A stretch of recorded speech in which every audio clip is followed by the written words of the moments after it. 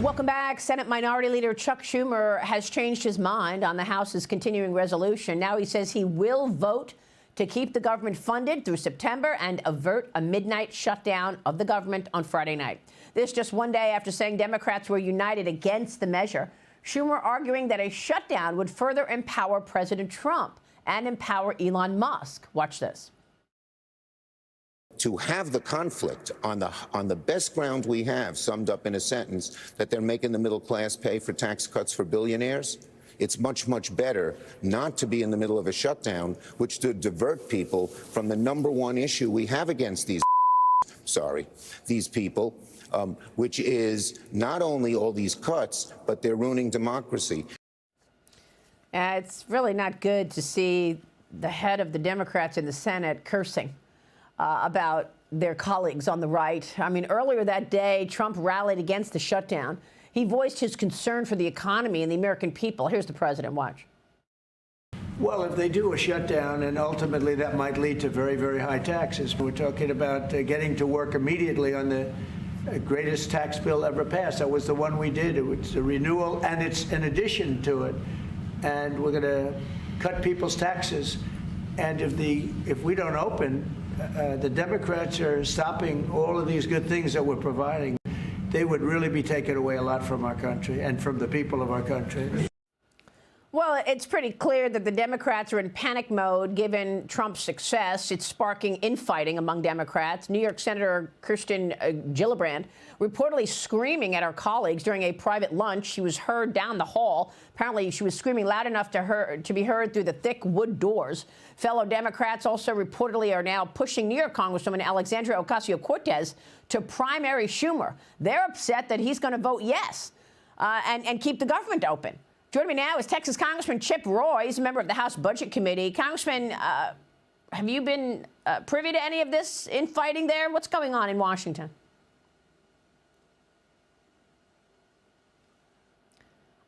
Chip Roy looks like his shot is frozen. We're going to get back to Chip Roy in a moment.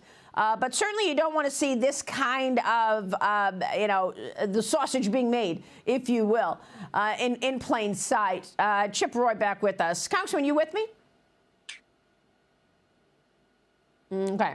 Sorry about that, everyone. We are going to fix this issue and come back to it. But let me get your take, Ashley, on what's going on in Washington here, given the fact that we're seeing infighting among the Democrats now. Absolutely. I do want to say on the Gillibrand screaming, she was actually screaming to support the bill, saying that this would be worse off for Democrats if there was a shutdown. Listen, the vote starts today around 1:15 on cloture to see if we can get through that first, and then obviously later this evening will be the actual vote to not shut down the government. But Schumer was painted in a really, really, really bad spot, and he will continue to be. The Republicans won this battle and won the conversation about who was responsible for a shutdown if there was one. And so he had to do this. Obviously, the progressives on the left are going after him and will continue to go after him. But he's taking the fall because I think the alternative would have been much worse for Democrats. And you're saying that Kirsten Gillibrand was yelling because she was trying to get through to them to say, you have to vote yes. So Schumer took her advice. There's several of them that are. Obviously, the senators that are more progressive on the left are saying, no, you have to fight. I mean, the House being angry at Schumer right now, AOC threatening maybe that she'll run. I mean, who knows? No one understands that the president and Leader Thune, as well as the speaker, did a very good job leading up to this, saying if there's a shutdown, this is all the Democrats' fault. And let's see if Chip Roy is with us here. Congressman, you with us? Yeah, Maria, sorry. Hopefully you got me now. Good. I'm glad to see you. You're a member of the House Budget Committee, Congressman, and I want to get your take on what's going on behind closed doors. Is it fair to say the government shutdown is off the table now? Yeah, it sure looks like it. And this is what we predicted. Chuck Schumer, he's in a box because the Republicans led on this. We made very clear that we wanted to make sure we wanted to allow Elon, Doge, the president, Russ Vought to do their hard work of identifying all of the waste, fraud, and abuse in government that Democrats have been funding for all these years. Schumer was blustering. He was saying, oh, we're not going to do this. We're going to shut it down. We knew they couldn't do that because at the end of the day, they were stuck between empowering the president and Russ Vought to determine who the essential employees are and going through and doing what needed to be done if they shut down, or continuing to empower Elon and the president to do what they're doing through Doge. Either way, we're going to do our job. Democrats are in a box, and they're more concerned about continuing the wasteful spending than they are in guaranteeing that they deliver for the American people. So President Trump's doing the right thing. Republicans did the right thing. We put Democrats in a box. Do you see part of your job to get back to pre-COVID spending? I know what happened during COVID. Joe Biden and the Democrats went absolutely nuts spending to the tune of $7 trillion, and they put everything under relief in, emergency measures because of COVID, but it was all climate change agenda spending. Can you get back to pre-COVID spending? Yeah, Maria, that's the goal, and that's the conversations we're having with the White House. We were spending $4.5 trillion total before COVID. We're now spending $7 trillion, like you just said. And we can't continue to do that, or the inflation tax that is crippling the American people will, continue to make it hard for the hardworking American family to afford food, housing. The mortgage interests are high. The president knows this. He wants to make it to where hardworking American families can afford to live. That's why we've got to hold spending down, and that's what we just did by freezing spending for 6 months. And you co-wrote an opinion piece for Fox Digital called "We Are Members of the House Freedom Caucus. The U.S. Must Choose Either $20 trillion in Debt or Medicaid Reform." In it, you argue skyrocketing Medicaid costs need to be a centerpiece of Doge cuts.